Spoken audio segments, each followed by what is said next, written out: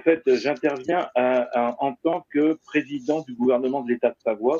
Donc, j'interviens en tant que représentant d'un gouvernement. Et c'est à ce titre-là que je vais vous faire un appel à la responsabilité mondiale que je vais me permettre de lire. Je vais être donc très bref, comme mon interlocuteur juste précédent, et je laisse la parole. Donc, c'est un appel à la responsabilité mondiale face au génocide de Gaza et de Palestine, évidemment, à destination de toutes les nations et de tous leurs peuples. Donc, du fait de sa nature de nation neutre et souveraine, depuis la déclaration d'indépendance du 27 octobre 2023, l'État de Savoie ne peut se permettre de rester indifférent face à la tragédie humaine se déroulant aujourd'hui à Gaza. C'est pourquoi nous faisons ici appel à la responsabilité de la communauté internationale et celle de chacun d'entre nous en tant qu'être humain.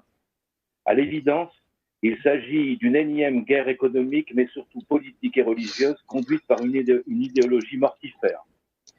On observe une fois de plus la supériorité idéologique au détriment de la vie humaine, tout cela au prix du sang des enfants de la terre, car les enfants de Gaza, tout comme les enfants d'Israël, du Congo et de tous les peuples de la terre sont nos enfants. Le même sang humain coule dans leurs veines. Il est du devoir de chacun de se responsabiliser, de cesser de se taire devant l'indicible, car nous sommes individuellement impliqués dans cet obscurantisme d'un âge ténébreux. Des centaines de milliers de vies humaines sacrifiées, pourquoi ?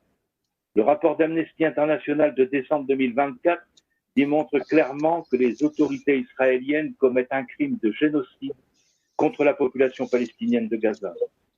Déjà le 26 janvier 2024, la Cour internationale de justice, la plus haute juridiction des Nations Unies, a considéré que le risque de génocide par l'armée israélienne est plausible dans la bande de Gaza.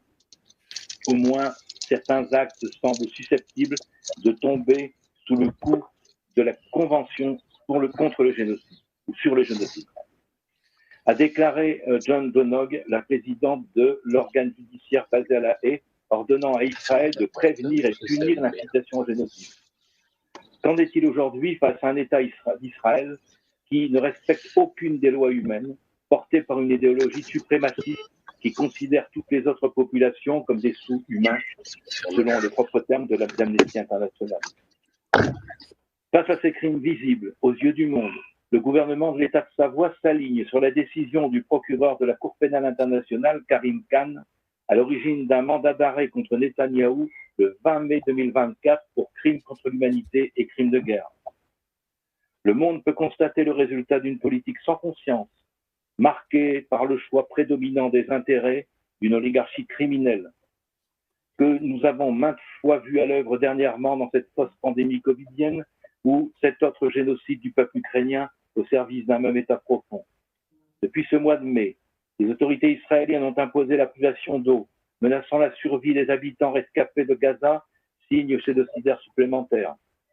Nous appelons tous les gouvernements et les organisations internationales à prendre toutes les mesures nécessaires pour mettre un terme au génocide de Gaza, en suspendant leur aide militaire, en réexaminant leurs accords bilatéraux et leurs relations diplomatiques avec Israël, et en soutenant la Cour pénale internationale et les autres initiatives pour rendre justice. Enfin,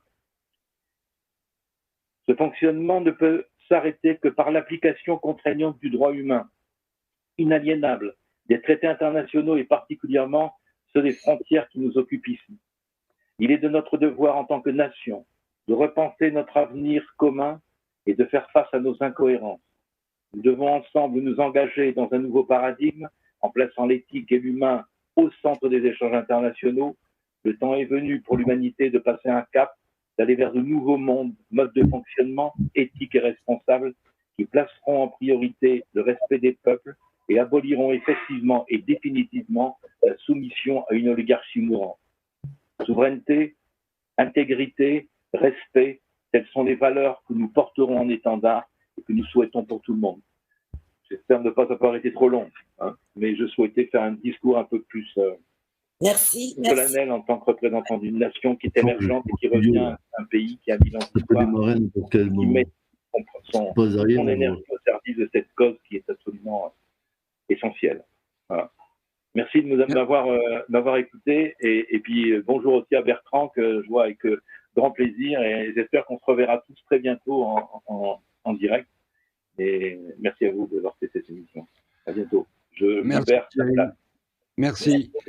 The U.S. using Israel? No. This is Israel using the U.S. as if our military is in their hands, which in effect it is. You take Wolfowitz and you take Feith and you take these neocons and you take Netanyahu.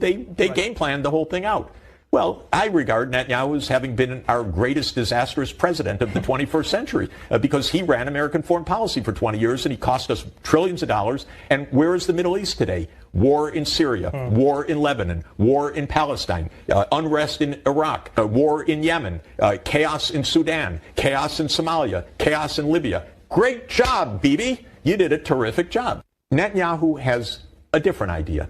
His idea is we captured the Palestinian lands in 1967, and we're never going to give them back. So we're just going to rule over the Palestinians. He says we're going to keep the land.